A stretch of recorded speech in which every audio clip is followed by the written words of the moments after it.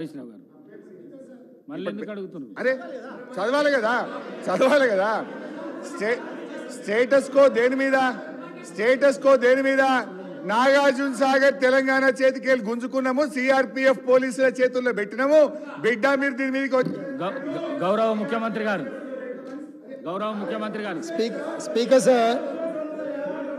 Speaker sir మీరు mic ఇస్తే ఆ అవకాశాన్ని క్లారిఫికేషన్స్ అడగడానికో లేకపోతే వివరణ ఇచ్చుకోవడానికో ప్రయత్నం చేస్తలేరు. తిరిగి ఆరోపణ చేయడానికి ఆ సభ్యుడు దుర్వినియోగం చేస్తున్నాడు. ఈ సభ ద్వారా తెలంగాణ ప్రజలకు ఒక అంశాన్ని స్పష్టంగా నేను play చేయదలుచుకున్నాను.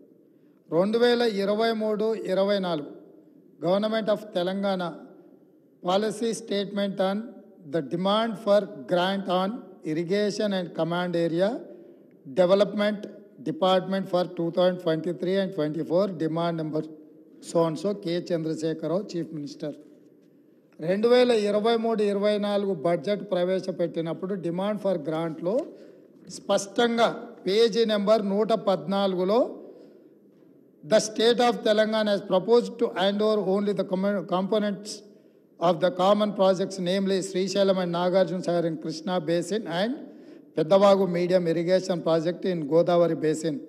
Accordingly, if accepted, the state has to deposit one-time seed money to the respective boards for exercising jurisdiction over above projects in proportionate to the command area under the project in each of the state. KRMB and GRMB have to furnish the detailed proposal in this regard. దీంట్లో స్పష్టంగా 200 కోట్ల రూపాయలు వాళ్ళు స్పష్టంగా దీనికి నిధులు కేటాయించడం జరిగింది.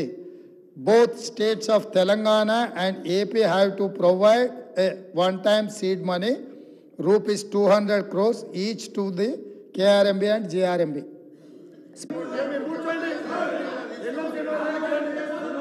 హరీష్ రావు గారు మాట్లాడు.